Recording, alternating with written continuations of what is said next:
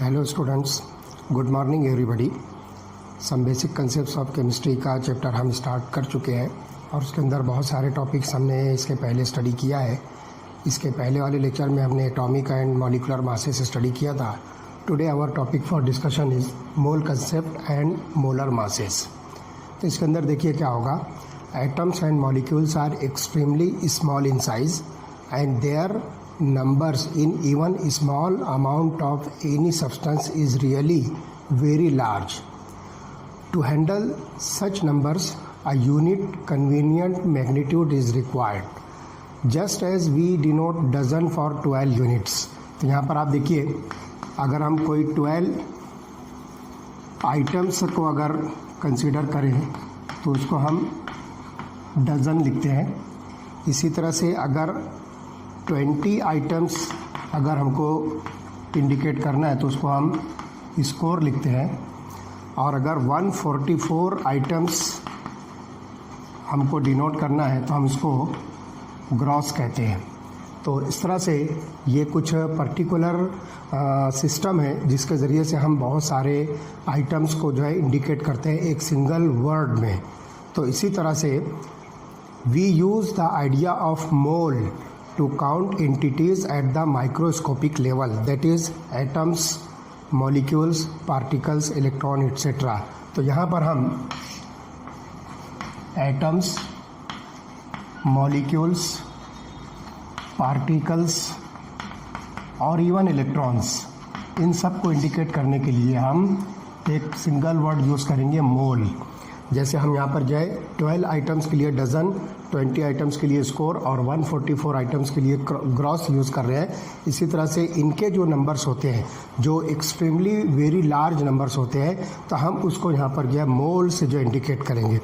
In SI system mole was introduced as the 7th base quantity for the amount of substance. हमने इसके पहले जो है start में जो स्टडी किया था कि अमाउंट ऑफ सब्सटेंस जो कि 7th फंडामेंटल या बेस यूनिट है, तो एसआई यूनिट में हम उसको जो है मोल से इंडिकेट करते हैं और उसका सिंबल होगा मोल।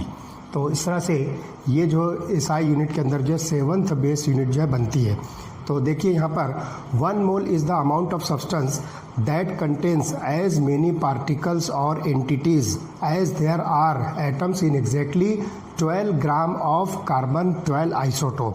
तो यहाँ पर हम जो है 12 ग्राम कार्बन 12 आइसोटोप कंसीडर करेंगे या फिर 0.012 किलोग्राम ऑफ कार्बन 12 आइसोटोप। तो इसके अंदर कितने नंबर ऑफ पार्टिकल्स और एंटिटीज़ प्रेजेंट होते हैं वो एक्चुअली 1 मोल कंसीडर होगा। तो यहाँ पर आप यह ध्यान रखिए, the mole of carbon substance always contains the same number of particles no matter what is the substance में भी। यहाँ पर जो है 1 मोल के अंदर आप जो ये 12 gram of carbon isotope consider करते हो तो ये सब के सब सेम नंबर ऑफ एंटिटीज़ होंगे। अब यहाँ पर ध्यान रखिए कि अगर आपको in order to determine this number precisely the mass of carbon 12 atom was determined by mass spectrometer and that is equal to, यहाँ पर जो मास स्पेक्ट्रोमीटर के ज़रिए से मास ऑफ कार्बन 12 एटम जो कैलकुलेट किया गया उसकी वैल्यू जो है काउंट होती है and that is about 1.992648 1.992648 into 10⁻⁻23 gram. ये इतना जो है इसका अमाउंट आता है। मास स्पेक्ट्रोमीटर से कार्बन 12 एटम का जो है डिटरमाइन किया गया।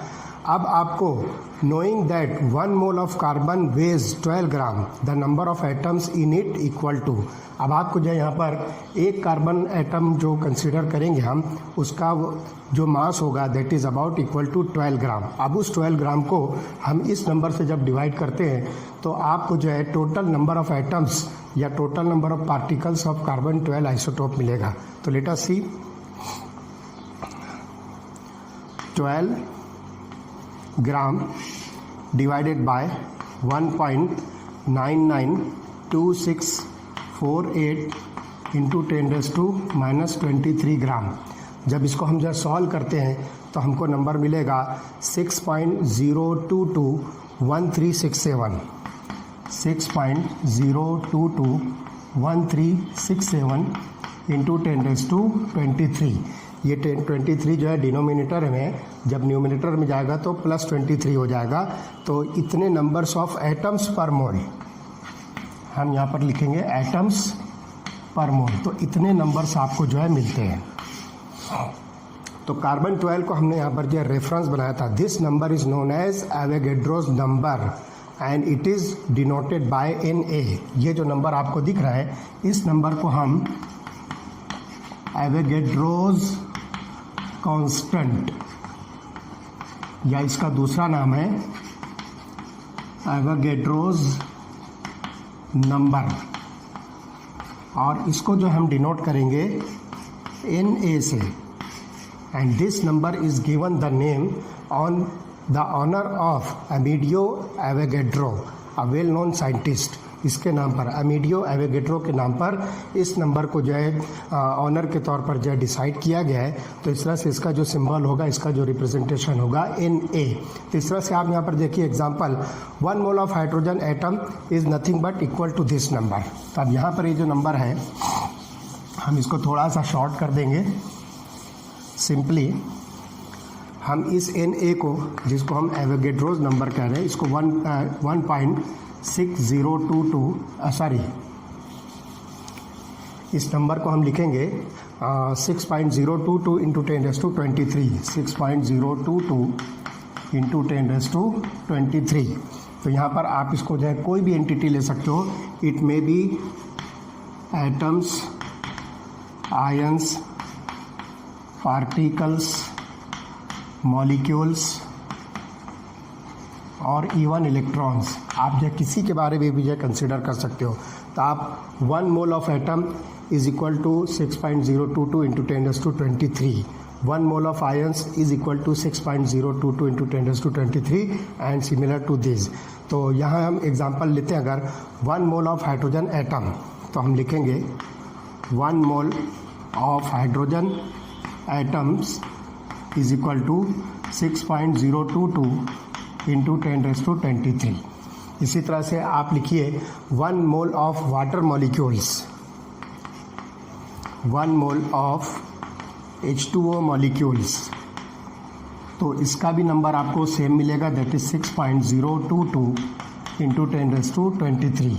इसी तरह से 1 मोल ऑफ सोडियम क्लोराइड, तो हम यहाँ लिखेंगे 1 mole of sodium chloride is equal to 6.022 into 10⁻23 formula mass of sodium chloride. तो इस तरह से आप जो इसको कंसिडर करते हैं। तो सिंपली ये एक नंबर है जो बहुत लार्ज अमाउंट ऑफ सब्सटेंस को इंडिकेट करता है। जैसे मेरे पास ये डस्टर है, तो अगर मैं 1 मोल ऑफ डस्टर कहूँ तो 1 mole of duster is nothing but equal to 6.022 into 10⁻23। मेरे पास ये चॉक स्टिक है, अगर मैं कहूँ कि 1 मोल ऑफ चॉक स्टिक, तो उसका भी नंबर आपको मिलेगा, it is equal to 6.022 into 10⁻23। तो इस तरह से यहाँ पर जो है मोल कंसेप्ट के अंदर जो है इतने लार्ज अमाउंट ऑफ सब्सटेंसेस को एक सिंगल वर्ड मोल से जो हम इंडिकेट करेंगे, और 1 mole is nothing but the Avogadro's number, तो वो नंबर होगा 6.022 इंटू 10⁻23। तो इस तरह से हम बहुत आसानी के साथ जो है किसी भी सब्सटेंस का मोल जो है कंसिडर कर सकते हैं। From this it is easier to know the mass of 1 mole of a substance और द कंस्टिट्यूएंट एंटिटीज़। अब हम देखेंगे कि what does it mean by molar masses. तो ध्यान रखिए, mass of 1 mole of a substance in grams is called as its molar mass। किसी भी सब्सटेंस का 1 मोल ऑफ अ सब्सटेंस, उसका मास अगर आप जो है ग्राम में कैलकुलेट करते हो तो हम उस मास को जो है नाम देंगे मोलर मास। तो the molar mass in gram is numerically is equal to atomic और मॉलिकुलर और फार्मूला मास इन यू, जिसको हम यूनिफाइड मास कह रहे हैं। तो किसी भी सब्सटेंस का जो मास होता है ग्राम्स में, जो एटॉमिक मास हो सकता है, मॉलिक्यूलर मास हो सकता है या फार्मूला मास हो सकता है, उसको हम नाम देंगे मोलर मास, और वो यूनिट जो है कैलकुलेट होगी यूनिफाइड मास में। तो देखिए मोलर मास ऑफ वाटर, तो यहाँ पर हम लिखेंगे molar mass of water is equal to 18.02 gram per mole. तो अब ये जो है इसका मोलर मास हो गया। तो ग्राम में जो है किसी भी सब्सटेंस का 1 मोल ऑफ सब्सटेंस का मास अगर हम कैलकुलेट करें तो वो उसका मोलर मास होता है। Similarly molar mass of sodium chloride is equal to 58.5 gram per mole. तो इस तरह से हम जो बहुत आसानी से इसको जो है कैलकुलेट कर सकते हैं। अब यहाँ पर ध्यान रखिए कि percentage composition of the substance जो है आपको डिटरमाइन करना जो इसमें ज़रूरी होता है। तो so far we were dealing with the number of entities present in a given sample, but many a time information regarding the percentage of a particular element present in the compound is required। तो यहाँ पर जो है ध्यान रखिए कि बहुत सारे टाइम पर जो कैलकुलेशंस हम करते हैं तो किसी भी सब्सटेंस के अंदर उसके जो कंस्टिट्यूएंट पार्टिकल्स या एलिमेंट्स होते हैं उसका परसेंटेज कंपोजिशन जो है ये रिक्वायर्ड होता है और वो नेसेसरी होता है। तो यहाँ पर यह ध्यान रखिए कि सपोज एन अननोन और new compound is given to you and the first question you should ask is what is its formula. आपको कोई एक अननोन सब्सटेंस दिया जाए तो सबसे पहले क्वेश्चन अराइज होता है कि इसका फार्मूला क्या हो सकता है। उसके बाद आप सोचोगे कि इसके कंस्टिट्यूएंट क्या हो सकते हैं और what ratio are they present in the given compound. ये क्वेश्चन जो है आपके मन में जो है अराइज होते हैं। तो उसको सिंपली जो है हम यहाँ पर जो है आसानी के साथ जो है कैलकुलेट करेंगे। तो we can check the purity of a given sample by analysing its this data. तो ये डेटा को जो है एनालाइज करके आप बहुत आसानी से परसेंटेज कंपोजिशन जो है कैलकुलेट कर सकते हो। तो एग्जांपल आप लीजिए वाटर मॉलिक्यूल। तो हम देखेंगे परसेंटेज कंपोजिशन। इस परसेंटेज कंपोजिशन के अंदर हम देखेंगे वाटर मॉलिक्यूल, इसके अंदर 2 हाइड्रोजन और 1 ऑक्सीजन प्रेजेंट है। तो अब इसके जो है परसेंटेज कंपोजिशन जो है इस कंपाउंड के अंदर मालूम करने के लिए हम सिंपल जो है फार्मूला यूज़ करेंगे, that is called as mass percentage of element is equal to mass of that element in the compound, mass of that element in compound divided by molar mass of the compound। तो यहाँ पर हम लिखेंगे molar mass of the compound, और चूँकि हम इसको जो है मास परसेंटेज कंपोजिशन कैलकुलेट कर रहे हैं, so this value must be multiplied by 100। तो इस फार्मूला से जो है बहुत इजीली आप जो है किसी भी सब्सटेंस के अंदर कंस्टिट्यूएंट पार्टिकल्स या जो कंस्टिट्यूएंट एलिमेंट्स होते हैं उसका परसेंटेज कंपोजिशन जो है कैलकुलेट कर सकते हो। तो अब देखिए हम वाटर एग्जांपल लेते हैं सबसे पहले और देखिए कि इसके अंदर जो है हाइड्रोजन और ऑक्सीजन का परसेंटेज कंपोजिशन क्या होगा। तो पहली एग्जांपल होगी वाटर और इसका हमको मोलर मास जो है गिवन है, that is equal to 18.02। This is the molar mass of water 18.02। अब आपको जो है मास परसेंट ऑफ हाइड्रोजन मालूम करना है। Mass percent of hydrogen is equal to, अब यहाँ पर आप देखिए कि इसके अंदर जो है वाटर मॉलिक्यूल का जो फार्मूला हम लिखते हैं H2O, तो इसके अंदर जो है 2 हाइड्रोजन है।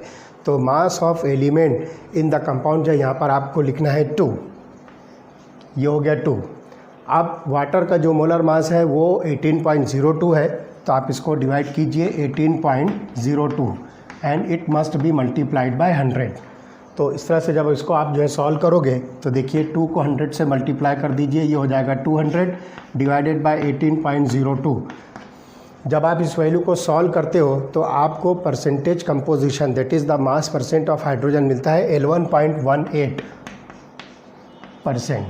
ये आपका जो है आंसर हुआ percentage composition of hydrogen present in water molecule. अब उसके बाद जो हम देखेंगे मास percentage of oxygen, mass percentage of oxygen. तो अब देखिए वाटर के अंदर जो ऑक्सीजन 1 नंबर में है और इसका एटॉमिक मास जो है बनता है 16। एक ऑक्सीजन का एटॉमिक मास होता है 16 तो 16 डिवाइडेड बाय 18.02 इंटू 100, तो ये हो जाएगा 1600 डिवाइडेड बाय 18.02। तो इसको जब आप कैलकुलेट करोगे तो आपको आंसर मिलेगा 88.79। It is 88.79%। तो this is the percentage composition of oxygen in case of water molecule. जब इन दोनों का आप एडिशन करोगे तो एग्जैक्टली आपको 100% मिलेगा। एक एग्जांपल और लेते हैं हम इथेनॉल की। Late us see the second example of ethanol. बस ये बात जो है आपको ध्यान रखना है कि किसी भी सब्सटेंस के अंदर कॉन्स्टिट्यूएंट पार्टिकल्स का जब आपको परसेंटेज कंपोजिशन कैलकुलेट करना है तो उस सब्सटेंस का, उस कंपाउंड का फार्मूला आपको मालूम होना चाहिए। तो देखिए इथेनॉल, इसका फार्मूला है C2H5OH। अब आप देखिए 2 कार्बन 6 हाइड्रोजन और 1 ऑक्सीजन है, तो हम इसको जो है सिंप्लीफाई करके C2H6O लिखते हैं। ठीक, तो अब यहाँ पर आप देखिए कि मोलर मास ऑफ इथेनॉल आपको दिया है, मोलर मास आपको दिया हुआ है, that is equal to 46.08 gram. This is the molar mass of 46.068। This is the molar mass of ethanol. अब आप देखिए कि सबसे पहले हम percentage mass of carbon calculate करेंगे। तो आप देखिए फार्मूला के अंदर आपको जो है 2 कार्बन मिलता है, एक कार्बन का मोलर एटॉमिक मास है 12, तो 2 कार्बन का हो जाएगा 24। तो 12.01 जो है एक कार्बन के लिए, तो 2 कार्बन का हो जाएगा 24.02 divided by this molar mass 46.068 multiplied by 100। जब आप इसको कैलकुलेट करोगे तो आपको इसका जो है परसेंटेज कंपोजिशन मिलता है 52.14%। This is the percentage composition of carbon. अब आप देखिए हाइड्रोजन जो 6 है, तो परसेंट मास ऑफ हाइड्रोजन, तो 6 हाइड्रोजन है, इसलिए आप यहाँ पर लिखोगे 6.048, 1.008 जो है एक कार्बन के लिए, तो 6 कार्बन के लिए आपको मिलेगा 6.048 divided by this number 46.068 multiplied by 100। जब आप इस वैल्यू को सॉल्व करोगे तो आपको percentage composition of hydrogen in case of ethanol मिलेगा 13.13। This is the percentage composition of hydrogen. अब इसी के बाद परसेंट मास ऑफ ऑक्सीजन हम कैलकुलेट करेंगे। तो आप देखिए इसमें सिर्फ एक ऑक्सीजन है, तो 16.00 U जो है इसका एटॉमिक मास है, तो हम लिखेंगे 16.00 divided by this value 46.068 multiplied by 100। जब आप इसको सॉल्व करोगे तो आपको मिलेगा 34.73। It is 34.73। तो ये जो है परसेंटेज कंपोजिशन ऑफ ऑक्सीजन हो गया। अब आप इन तीनों का जब एडिशन करोगे तो definitely you will get equal to 100%। तो इस तरह से बहुत इजीली आप percentage composition of carbon, hydrogen and oxygen in case of ethanol molecule calculate कर सकते हो। Okay, from the knowledge of this we are able to calculate empirical formula and molecular formula of the given compound. तो देखेंगे कि what does it mean by empirical formula and molecular formula of the substance and how to calculate it from the percentage compositions of the constituent elements। तो सबसे पहले हम देखेंगे empirical formula, जिसको हम EF से रिप्रेजेंट करेंगे, और सेकंड हो जाएगा मॉलिकुलर फार्मूला, जिसको हम शॉर्टली MF से इंडिकेट करेंगे। तो let us see what does it mean by empirical formula. So empirical formula represents the simplest whole number ratio of various atoms present in the compound. तो empirical formula is the simplest whole number ratio of elements, या simply आप इसको whole number ratio of atoms present in the given molecule. तो ये जो है it is the ratio of simplest whole number of the atoms, various atoms present in the compound. ये होता है एम्पिरिकल फार्मूला। जैसे आप देखिए कि आपके पास जो है बेंजीन है, बेंजीन का फार्मूला है C6H6, ये बेंजीन का फार्मूला है। अब इसके अंदर आप देखिए कि अगर रेशो के हिसाब से देखा जाए तो 6 कार्बन और 6 हाइड्रोजन है, तो कार्बन हाइड्रोजन का रेशो बनता है 6:6 और इसको और सिंप्लीफाई किया तो बनता है 1:1। तो इस तरह से 1:1 जो है ये सिंपलेस्ट होल नंबर रेशो है जो कार्बन और हाइड्रोजन को रिप्रेजेंट कर रहा है। तो हम कहेंगे कि the empirical formula of benzene is CH। यहाँ पर आपको जो है टोटल नंबर नहीं बताना है, सिर्फ हम यहाँ पर ratio of the constituent atom जो है कंसिडर कर रहे हैं। तो कार्बन और हाइड्रोजन का जो रेशो है 1:1 है, इसलिए एम्पिरिकल फार्मूला फॉर बेंजीन जो बनता है CH। Similarly molecular formula shows exact number of different types of atom present in the molecule of the compound. किसी भी मॉलिक्यूल ऑफ द कंपाउंड के अंदर एग्जैक्ट नंबर ऑफ एटम्स कितने हैं वो इंडिकेट करने वाला formula, that is nothing but the molecular formula. तो आप देखिए यहाँ पर कि C6H6 जो है इसको आप जो है मॉलिकुलर फार्मूला ऑफ बेंजीन कहोगे। इसके अंदर एग्जैक्ट नंबर ऑफ कार्बन 6 है, एग्जैक्ट नंबर ऑफ हाइड्रोजन 6 है, इसलिए हम यहाँ पर जो फार्मूला लिख रहे हैं C6H6 and this is called as molecular formula of benzene. अब यहाँ पर देखिए कि आपको एम्पिरिकल फार्मूला और मॉलिकुलर फार्मूला कैलकुलेट करना है, तो उसके लिए जो है आपके रिक्वायरमेंट्स क्या है।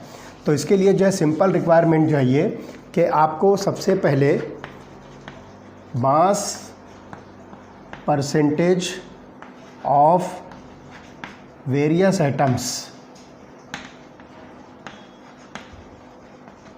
जितने भी एटम्स इसके अंदर प्रेजेंट हो सकते हैं उन सब के मास परसेंटेज चाहिए। और दूसरी चीज़, उस मॉलिक्यूल का आपको मोलर मास चाहिए।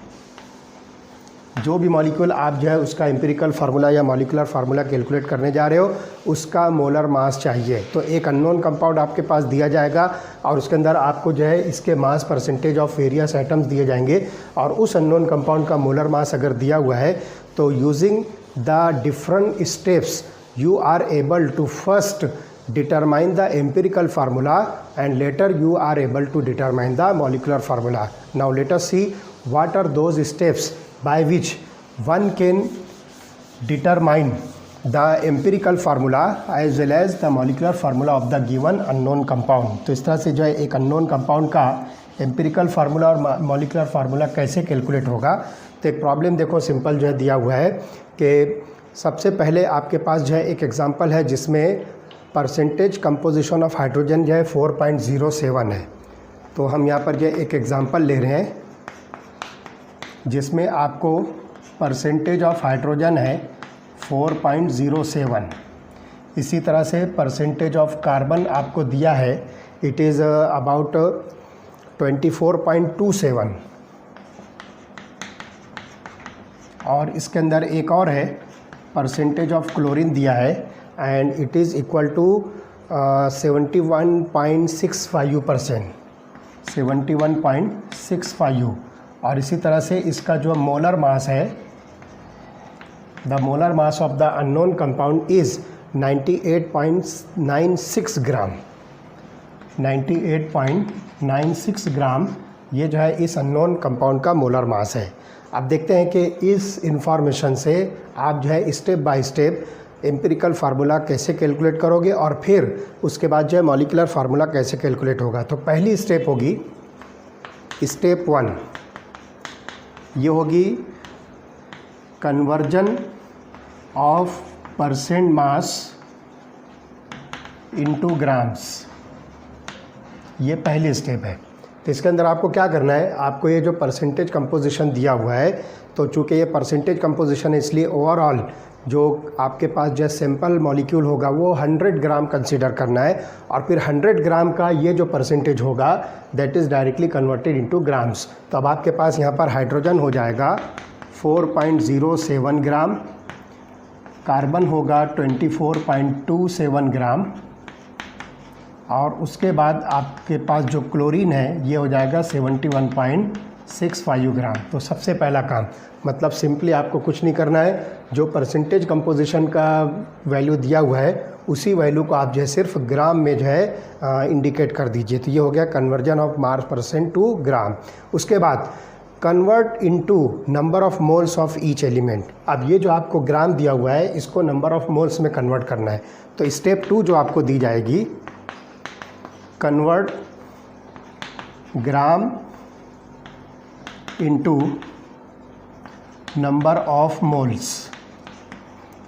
अब इसके लिए आपको क्या करना है, जो एलिमेंट का मास आपको जो ग्राम में दिया हुआ है उसको उस एलिमेंट के एटॉमिक नंबर्स, एटॉमिक मास से जो है आपको डिवाइड करना है। जैसे हाइड्रोजन का एटॉमिक मास है 1.008 ग्राम, कार्बन का एटॉमिक मास है 12.01 ग्राम, इसी तरह से क्लोरीन का एटॉमिक मास है 35.453 ग्राम। तो आप जो है इन नंबर्स को उसके एटॉमिक मास से जो है डिवाइड कीजिए। तो देखिए यहाँ पर इसका मोल जब कन्वर्ट करना है तो हाइड्रोजन आपके पास देखिए 4.07 ग्राम है। अब आप इसको जो है इसके एटॉमिक मास से जो है डिवाइड कीजिए तो हाइड्रोजन का एटॉमिक मास है 1.008 ग्राम। तो आपको ये आंसर मिलेगा 4.04। तो ये मोल हो गया 4.04, ये मोल आपको मिलता है। ठीक, सेम आपको जो है कार्बन का लेना है। तो कार्बन का जो मास दिया हुआ है यहाँ पर परसेंट कंपोजिशन के बाद जो हमने ग्राम में कन्वर्ट किया वो है 24.27 ग्राम है। इसको आपको डिवाइड करना है कार्बन के एटॉमिक मास से। तो कार्बन का एटॉमिक मास है 12.01। तो हम यहाँ पर इसको डिवाइड करेंगे 12.01, तो ये नंबर आपको मिलेगा 2.021 मोल। और इसी तरह से आप जो है क्लोरीन लीजिए, तो क्लोरीन का यहाँ पे आपको दिया हुआ है 71.65 ग्राम और इसका जो एटॉमिक मास है 35.453। तो ये हो जाएगा 35.453 ग्राम। तो जब इसको सॉल्व करो तो ये आपको मिलेगा 2.021 मोल। तो ये 2 स्टेप के अंदर जो है आपको जो परसेंटेज कंपोजिशन ऑफ एलिमेंट्स दिए हुए थे उसको हमने जो है उसके नंबर ऑफ मोल्स में कन्वर्ट किया है। अब थर्ड स्टेप में आपको क्या करना है, ये जो नंबर ऑफ मोल्स आपको मिलते हैं इसके अंदर आपको देखना है कि सबसे स्मॉलेस्ट नंबर कौन सा है।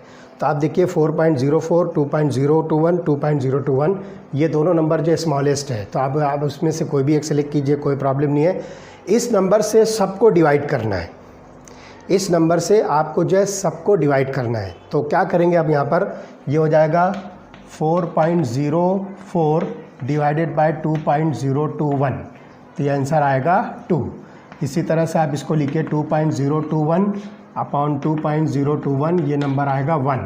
इसी तरह से 2.021 अपॉन 2.021, ये भी आएगा 1। अब ये जो नंबर आपको मिलते हैं ये स्मॉलेस्ट होल नंबर से आपको मिलते हैं। अब इसी को जो है आप रेस्पेक्टिव एटम्स के रेशो में जो है अरेंज कर दीजिए। तो अगली स्टेप, ये तो थर्ड स्टेप हुई थी जिसमें हमने यहाँ पर जो है स्मॉलेस्ट नंबर जो है कैलकुलेट किया। अब इसी को जो है आप रेशो में जो है कन्वर्ट कर दीजिए। तो हमारे पास जो 3 एटम्स हैं, वो एटम्स हैं हाइड्रोजन, कार्बन और क्लोरीन। तो हम यहाँ पर लिखेंगे hydrogen H2 carbon H2 chlorine. ये आपके पास जो है एटम्स का जो है रेशो हो गया। और वो नंबर्स जो आपको मिलते हैं, हाइड्रोजन का जो एटॉमिक रेशो है वो 2 है, कार्बन का एटॉमिक रेशो 1, क्लोरीन का एटॉमिक रेशो 1। तो इस तरह से हम यहाँ पर लिखेंगे 2 H2 1 H2 1। तो इस तरह से ये सिंपलेस्ट होल नंबर में ये रेशो आ गया। अब if the ratios are not in whole numbers then they may be converted into whole numbers by multiplying with simple or suitable coefficients. For example, आपके पास एक नंबर आता है 1.5। तो देखिए ये 1.5 होल नंबर नहीं, ये फ्रैक्शनल है। तो इसको पर्टिकुलर कोएफिशिएंट से मल्टीप्लाई करके इसको होल नंबर में कन्वर्ट कर सकते हो। फॉर एग्जांपल, मैं अगर इसको 2 से मल्टीप्लाई कर दूं तो ये होल नंबर जो है 3 बन जाएगा।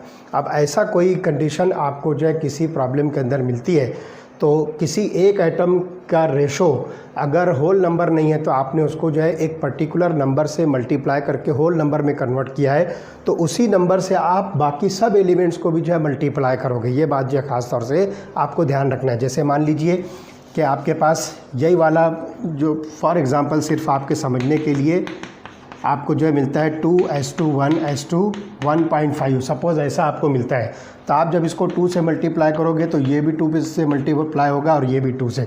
मतलब यूनिफॉर्मिटी लाने के लिए आप सब नंबर को जो है पर्टिकुलर नंबर से जो है मल्टीप्लाई करोगे, तो फिर आपको ये मिल जाएगा 3, ये हो जाएगा 2 और ये हो जाएगा 4। तो 4:2:3 जो है ये सिंपलेस्ट होल नंबर का रेशो आपको मिलेगा इस कंपाउंड के अंदर, जिसके अंदर कोई एक एटम का रेशो होल नंबर में नहीं है। तो ये चीज़ जो है ध्यान रखना है। अब स्टेप 4 में आपको जो है एम्पिरिकल फार्मूला लिखना है।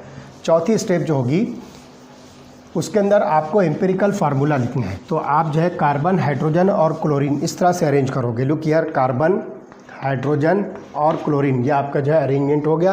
अब आप देखिए कार्बन जो है यहाँ पर 1 नंबर में, नंबर लिखने की ज़रूरत नहीं। क्लोरीन भी 1 नंबर में, इसको भी लिखने की ज़रूरत नहीं है। लेकिन हाइड्रोजन 2 नंबर्स में है, तो आप वो 2 जो है यहाँ पर लिखोगे। तो इस तरह से CH2Cl, this is the empirical formula of the compound containing such numbers in the percentage composition. तो ये आपके पास जो है एम्पिरिकल फार्मूला है। अब अगली स्टेप जो है मॉलिक्यूलर फार्मूला आपको जो है डिटरमाइन करना है। तो ये जो मॉलिक्यूल हमने अभी जो जिसका परसेंटेज कंपोजिशन कंसीडर किया था, जिसका मोलर मास 98.96 ग्राम है, इसका एम्पिरिकल फार्मूला हमको मिलता है CH2Cl।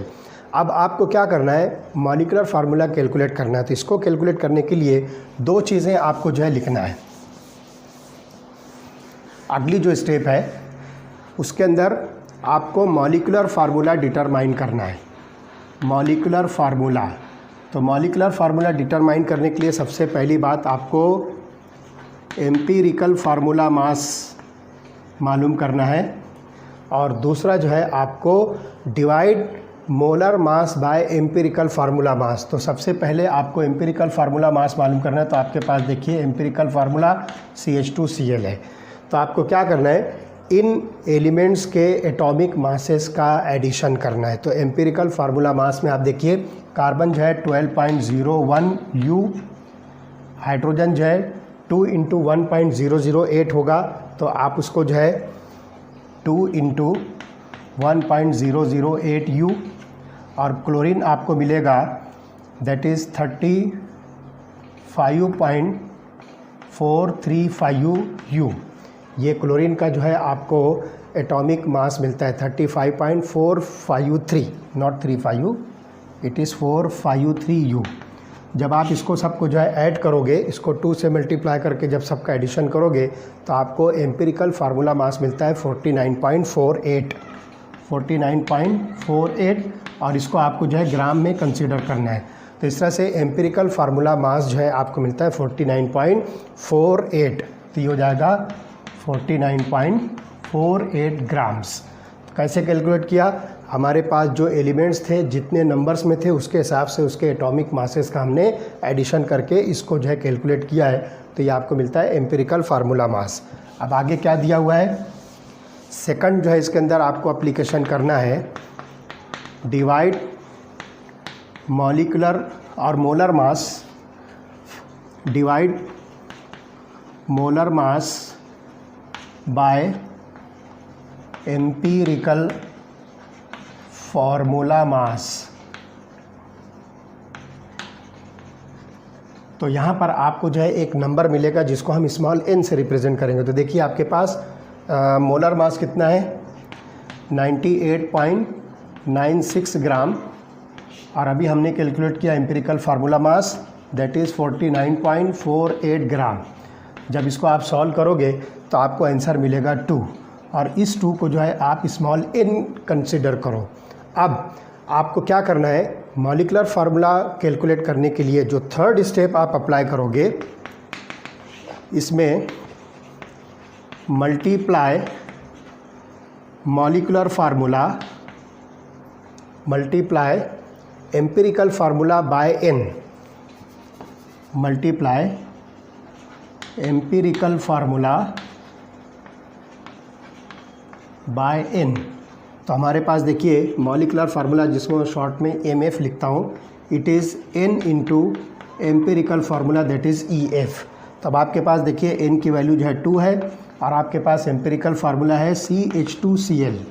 अब जो है आप इस फार्मूले को जो है 2 से मल्टीप्लाई करो, तो देखिए कार्बन 1 है, 2 से मल्टीप्लाई होगा तो ये बनेगा C2, 2 हाइड्रोजन है, 2 से मल्टीप्लाई होगा तो बनेगा 4, तो ये हो जाएगा C2H4, और 1 क्लोरीन है, 2 से मल्टीप्लाई होगा तो ये होगा Cl2। तो C2H4Cl2 is the molecular formula of the given unknown organic compound, जिसके अंदर percentage of hydrogen 4.07, percentage of carbon 24.27 और परसेंटेज ऑफ क्लोरीन था 71.65 और जिसका मोलर मास है 98.96। तो इस तरह से बहुत इजीली आप किसी भी अननोन कंपाउंड का एम्पिरिकल फार्मूला और मॉलिकुलर फार्मूला इजीली कैलकुलेट कर सकते हो। एक दफ़े मैं और आपको जो इसकी स्टेप्स जो है रिपीट कर दूं, बिल्कुल सिंपल है, कैसे करना है बिल्कुल शॉर्ट में मैं आपको जो है बता रहा हूँ। सबसे पहले आपको परसेंट मास को कन्वर्ट करना है ग्राम्स के अंदर। कैसे कन्वर्ट होगा मैंने बता दिया कि जो परसेंटेज कंपोजिशन में वैल्यू दी हुई है उसी को बस सिर्फ आपको ग्राम लिख देना है, ओके। उसके बाद सेकंड, ग्राम्स को आप कन्वर्ट करोगे नंबर ऑफ मोल्स में। Gram is converted into number of moles, तो नंबर ऑफ मोल्स में कन्वर्ट करने के लिए आपको क्या करना है, जो ग्राम्स में आपको मास दिया हुआ है उसी एटम के एटॉमिक मास से उसको डिवाइड करना है।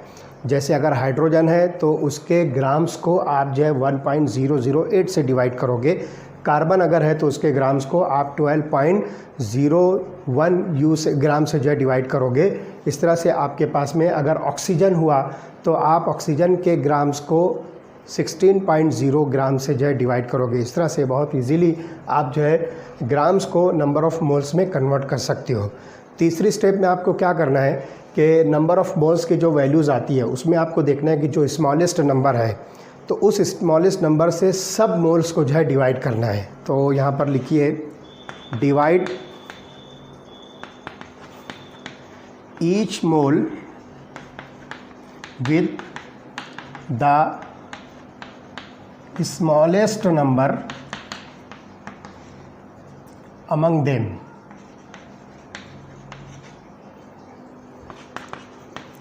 मतलब जितने भी आपको जो है नंबर ऑफ़ मोल्स मिलते हैं उसमें सबसे स्मॉलेस्ट नंबर है, उस स्मॉलेस्ट नंबर से सबको डिवाइड करना है, खुद उसको भी डिवाइड करना है और बाकी सबको भी डिवाइड करना है।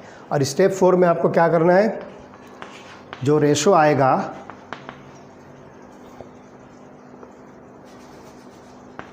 अकॉर्डिंग टू रेशो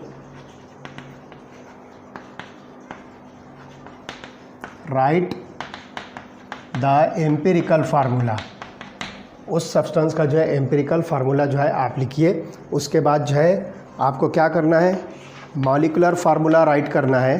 तो मॉलिकुलर डिटरमाइन करने के लिए पहली स्टेप एम्पिरिकल फार्मूला मास आपको कैलकुलेट करना है, ये पहली स्टेप होगी। उसके बाद जो है दूसरा molecular molar mass divided by empirical formula मास आपको जो है लेकर n की वैल्यू जो है कैलकुलेट करना है। और तीसरी स्टेप में molecular formula is equal to n into empirical formula mass. तो इस तरह से जो है यहाँ पर आप इसको जो है n into not mass empirical formula, तो इस फार्मूले से जो है बहुत आसानी से आप मॉलिकुलर फार्मूला कैलकुलेट कर सकते हो। ये 5 जो है सिंपल स्टेप्स है, तो आप इसको जो है नोट कर लीजिए या इसका स्क्रीनशॉट ले लीजिए।